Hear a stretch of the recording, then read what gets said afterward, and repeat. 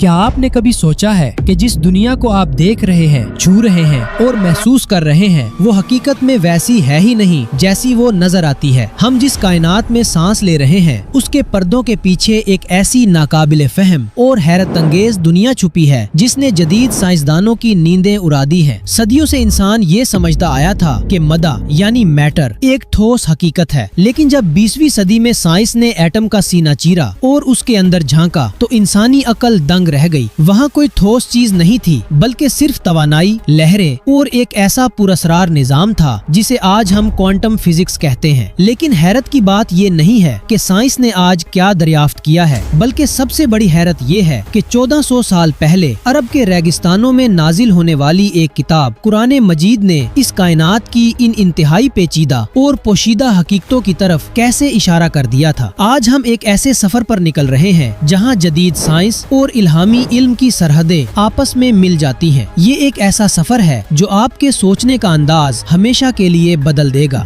Quantum mechanics نے ہمیں بتایا کہ اگر ہم کسی بھی ٹھوس چیز کو، یہاں تک کہ اپنے جسم کو بھی مائکروسکوپ کے نیچے رکھ کر دیکھیں تو ہم ایٹم سے بنے ہیں، اور اگر ہم ایٹم کے اندر جائیں تو اس کا 99.99% حصہ بالکل خالی ہے۔ الیکٹرانز نیوکلیسس کے گرد اس تیزی سے گھوم رہے ہیں کہ وہ ہمیں ایک ٹھوس شکل کا دھوکہ دیتے ہیں، بالکل ویسے ہی جیسے پنکھا تیزی سے چلے تو اس کے پر نظر نہیں آتے بلکہ ایک دائرہ نظر آتا ہے۔ اس کا مطلب یہ ہے کہ یہ پوری کائنات دراصل ایک خالی پن اور توانائی کا کھیل ہے، ایک وہم ہے، ایک ایلیوژن ہے۔ اب ذرا قرآن کی طرف آئیں۔ سورۃ الحدید میں اللہ تعالیٰ فرماتا ہے کہ اور دنیا کی زندگی تو محض دھوکے کا سامان ہے۔ صدیوں تک انسان اس دھوکے کو صرف مادی دولت اور خواہشات کے تناظر میں سمجھتا رہا، لیکن آج کوانٹم لیول پر فزکس ہمیں یہ بتا رہی ہے کہ مادی دنیا کا وجود خود اپنی ساخت میں ایک سراب ہے۔ جس چیز کو ہم حقیقت سمجھتے ہیں وہ محض توانائی کی لہروں کا ایک عارضی اجتماع ہے۔ یہ کائنات ایک ٹھوس مشین نہیں بلکہ ایک عظیم الشان خیال، ایک شعور کی پیداوار لگتی ہے۔ میکس پلانک، جسے کوانٹم فزکس کا باپ کہا جاتا ہے، اس نے اپنی زندگی کے آخری حصے میں یہ اعتراف کیا تھا کہ مادہ نام کی کوئی چیز وجود نہیں رکھتی، بلکہ ہر چیز کے پیچھے ایک باشعور اور ذہین ذہن کار فرما ہے، اور یہی وہ باشعور ذہن ہے جسے ہم اللہ کہتے ہیں، جو کائنات کے ذرے ذرے کا خالق اور مالک ہے۔ کوانٹم فزکس کا سب سے مشہور اور پر اسرار تجربہ ڈبل سلٹ ایکسپیریمنٹ ہے۔ اس تجربے نے سائنسدانوں کو یہ ماننے پر مجبور کر دیا کہ مادے کے ذرات یعنی الیکٹرانز یا فوٹونز اس وقت تک کسی ایک خاص جگہ پر موجود نہیں ہوتے جب تک کہ انہیں کوئی دیکھ نہ رہا ہو۔ جب انہیں کوئی نہیں دیکھ رہا ہوتا تو وہ ایک لہر یا ویو کی شکل میں پوری جگہ پر پھیلے ہوتے ہیں، یعنی وہ بیک وقت کئی جگہوں پر موجود ہونے کے امکانات رکھتے ہیں۔ لیکن جیسے ہی کوئی کیمرہ یا آنکھ انہیں دیکھتی ہے، وہ فوری طور پر ایک ٹھوس ذرے میں تبدیل ہو کر کسی ایک مقام پر ظاہر ہو جاتے ہیں۔ اسے سائنس کی زبان میں آبزرور ایفیکٹ کہا جاتا ہے، یعنی دیکھنے والا حقیقت کو تخلیق کر رہا ہے۔ ذرا اس بات کی گہرائی پر غور کریں۔ کائنات کی ہر چیز ایٹمز اور الیکٹرانز سے بنی ہے، اور یہ الیکٹرانز تب تک حقیقت کا روپ نہیں دھارتے جب تک ان پر کسی کی نظر نہ پڑے۔ تو پھر سوال یہ پیدا ہوتا ہے کہ جب اس کائنات میں کوئی انسان، کوئی جانور، کوئی کیمرہ نہیں تھا، تو اس کائنات کو ٹھوس حالت میں کس نے روکے رکھا؟ وہ کون سا عظیم آبزرور ہے؟ وہ کون سی نگاہ ہے جو ہر وقت، ہر لمحے کائنات کے ہر ذرے کو دیکھ رہی ہے اور اسے عدم سے وجود میں لا رہی ہے؟ قرآن اس کا جواب بہت واضح الفاظ میں دیتا ہے۔ اللہ تعالیٰ کے ناموں میں سے ایک نام البصیر ہے، یعنی سب کچھ دیکھنے والا، اور ایک نام الشہید ہے، یعنی ہر چیز پر گواہ اور حاضر۔ سورہ یونس میں ارشاد ہوتا ہے کہ تم کسی حالت میں نہیں ہوتے اور نہ قرآن میں سے کچھ پڑھتے ہو اور نہ تم لوگ کوئی کام کرتے ہو، مگر یہ کہ ہم تم پر گواہ ہوتے ہیں جب تم اس کام میں مشغول ہوتے ہو، اور تمہارے رب سے زمین اور آسمان کا کوئی ذرہ بھی پوشیدہ نہیں ہے۔ کوانٹم فزکس کا آبزرور ایفیکٹ اور قرآن کا یہ تصور کہ اللہ ہر چیز کا مشاہدہ کر رہا ہے، ایک دوسرے سے اس قدر حیرت انگیز مماثلت رکھتے ہیں کہ انسانی عقل دنگ رہ جاتی ہے۔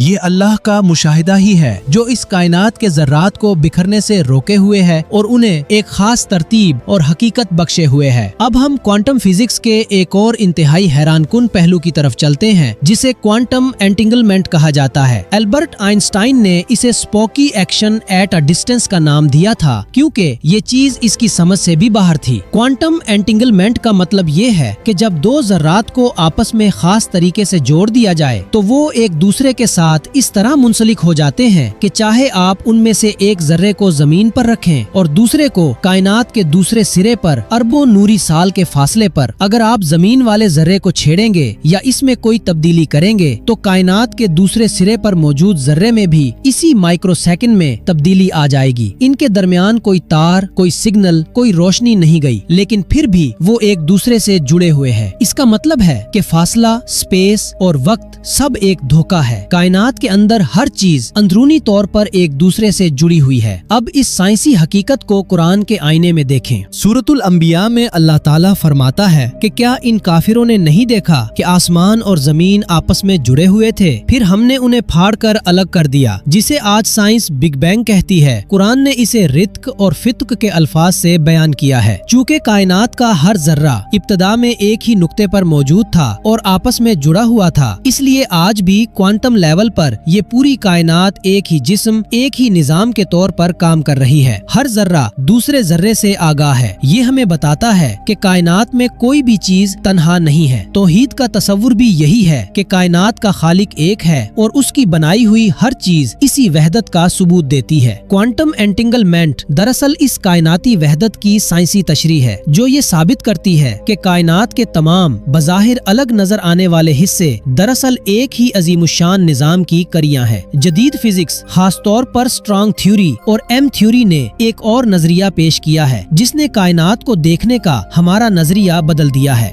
स्ट्रैंग थ्योरी के मुताबिक कायनात सिर्फ 3 या 4 डायमेंशंस यानी लंबाई, चौड़ाई, ऊंचाई और वक्त पर मुश्तमिल नहीं है, बल्कि हकीकत में 11 मुख्तलिफ डायमेंशंस मौजूद हैं। इनमें से ज्यादातर डायमेंशंस इस कदर छोटी और लिपटी हुई हैं कि हम उन्हें देख नहीं सकते। इसका मतलब ये है कि हमारे इर्द गिर्द इसी जगह पर जहां हम बैठे हैं और भी मुतवाजी दुनियाएं या यूनिवर्सेस मौजूद हो सकती हैं, लेकिन चूंकि वो मुख्तलिफ फ्रीक्वेंसी या मुख्तलिफ डायमेंशन में वाइब्रेट कर रही हैं, इसलिए हम उन्हें महसूस नहीं कर सकते। ये मल्टीवर्स और पोशीदा जहतों का तस्वुर जदीद साइंस के लिए बिल्कुल नया है, लेकिन कुरान मजीद के पहले ही सफ़े पर सूरतुल फातिहा की पहली आयत में अल्लाह ताला खुद को रब्बुल आलमीन कहता है, यानी तमाम जहानों का पालने वाला। कुरान ने बार बार 7 आसमानों का जिक्र किया है जो एक दूसरे के ऊपर तले बनाए गए हैं। सूरतुल मुल्क में अल्लाह फरमाता है कि जिसने 7 आसमान ऊपर तले बनाए तो रहमान की पैदाइश में कोई नक्स नहीं देखेगा। इसके अलावा इस्लाम में आलम गैब, फरिश्तों और जिन्नात का तस्वुर भी बिल्कुल इसी साइंसी उसूल पर पूरा उतरता है। जन्नात के बारे में कुरान बताता है कि उन्हें आग के शोले से पैदा किया गया है, यानी एक एनर्जी फॉर्म। वो हमें देख सकते हैं लेकिन हम उन्हें नहीं देख सकते। क्वांटम फिजिक्स की रूह से इसे समझना अब बहुत आसान हो गया है। वो एक ऐसी एनर्जी की शक्ल है जो हमसे मुख्तलिफ डायमेंशन या मुख्तलिफ वाइब्रेशनल फ्रीक्वेंसीज में वजूद रखते हैं। वो हमारी ही दुनिया में हमारे साथ मौजूद हैं, लेकिन उनकी डायमेंशन मुख्तलिफ होने की वजह से हमारी आंखें उन्हें पकड़ नहीं सकती। जदीद साइंस जब गैब के पर्दों को चाक करने की कोशिश करती है तो वो इन्हीं डायमेंशंस का सुराग लगाती है जिनका जिक्र इल्हामी किताबों में सदियों पहले कर दिया गया था। वक्त क्या है? हम इंसान वक्त को घड़ी की सुइयों और सूरज के निकलने और गुरूब होने से नापते हैं। हम समझते हैं कि वक्त एक सीधी लकीर है जो सबके लिए एक जैसी रफ्तार से गुजर रही है, लेकिन 20वीं सदी में जब आइंस्टाइन ने अपनी थ्योरी ऑफ रिलेटिविटी पेश की और बाद में क्वांटम मैकेनिक्स ने वक्त की नौयत पर तहकीक की तो पता चला कि वक्त कोई मुस्तकिल या एब्सोल्यूट चीज नहीं है। वक्त खींच सकता है, सुकर सकता है और मुख्तलिफ हालात में, खास तौर पर कशिश सिकल और रोशनी की रफ्तार के करीब, उसकी रफ्तार मुख्तलिफ हो सकती है। यानी जो वक्त मेरे लिए 1 साल है, हो सकता है कायनात के किसी दूसरे हिस्से में वो 1 सेकंड के बराबर हो। साइंस के इस इंकशाफ ने दुनिया को हिला कर रख दिया, लेकिन कुरान के मानने वालों के लिए ये कोई नई बात नहीं थी। कुरान ने 1400 साल पहले ही वक्त के इस इजाफत या रिलेटिविटी के तस्वुर को